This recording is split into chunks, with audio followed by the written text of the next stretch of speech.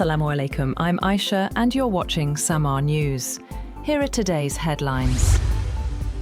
Iranian President Dr. Masoud Pezeshkian is arriving in Pakistan today on a one-day official visit, his second official visit to Pakistan as the president. A high-level delegation, including ministers and senior officials, will accompany the Iranian president. Preparations for a dignified welcome have been completed in Islamabad, with the federal capital having been decorated with welcome banners and the flags of Pakistan and Iran. According to the Foreign Office, the visiting president will hold separate meetings with President Asif Ali Zardari and Prime Minister Shehbaz Sharif.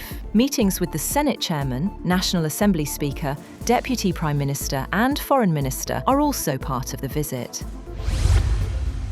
President Donald Trump has said that Iran will allow long-term weapons inspections to ensure what he called nuclear honesty, reinforcing remarks by Vice President J.D. Vance after talks in Switzerland. Vance said Tehran had agreed to permit inspectors and create mechanisms for managing frozen assets and ceasefires as negotiations toward a broader agreement continue.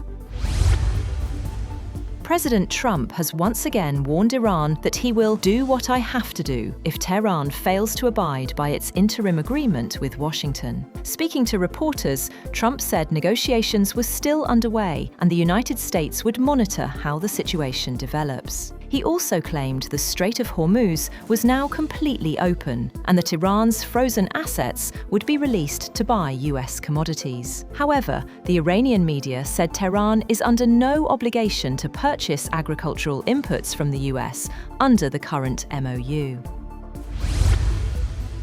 Meanwhile, U.S. Secretary of State Marco Rubio is set to visit the United Arab Emirates, Kuwait and Bahrain this week as Washington seeks to reassure Gulf allies over its preliminary agreement with Iran. Rubio is also expected to meet Gulf Cooperation Council leaders to discuss the Iran Accord, regional security and efforts to ensure safe navigation through the Strait of Hormuz.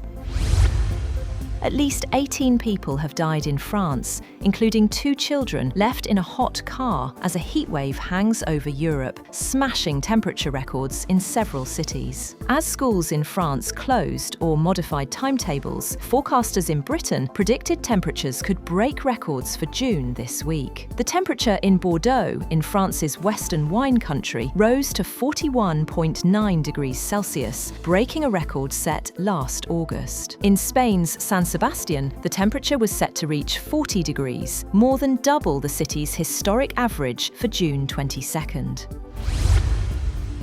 At least 13 people have been killed and 66 others injured after an explosion at Qatar's Ras Laffan industrial complex, the country's main LNG processing hub. Energy Minister Saad Al-Kaabi said authorities are investigating the incident and assessing its impact on operations. Authorities say the incident occurred at the Barzan gas supply facility during a technical restart process with no immediate threat to public safety. However, the blast was strong enough to rattle windows and shake buildings in parts of Doha, located more than 70 kilometers away. And Argentina captain Lionel Messi has become the all-time leading scorer in men's World Cup history, netting his 17th tournament goal against Austria. The strike moved Messi past Germany's Miroslav Klose and helped put Argentina in front as the defending champions pushed for a place in the knockout stage.